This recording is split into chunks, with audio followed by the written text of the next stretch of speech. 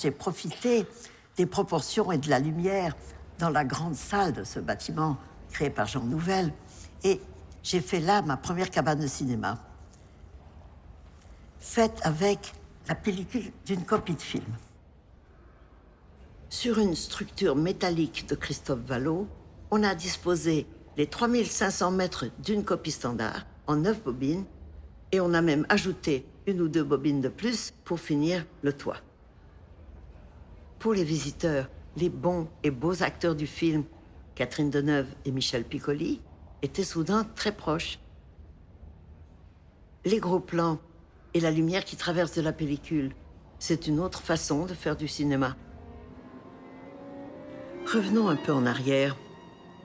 Nous, cinéastes, avons vécu avec des pellicules argentiques 35 mm.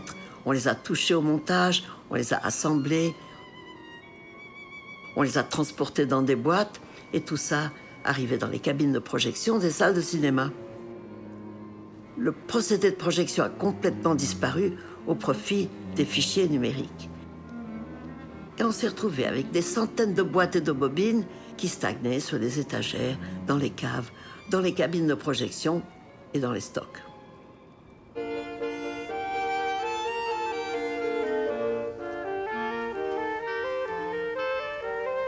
On a utilisé les pellicules de mon film Le Bonheur pour fabriquer en 2018 ma cabane numéro 3 dans la galerie Obadia.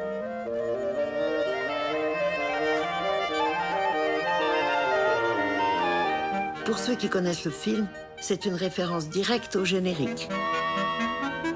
Jean-Claude Drouot, sa femme et ses enfants, personnages réels du film, arrivaient de très loin, très flous, avec au premier plan un champ de tournesol.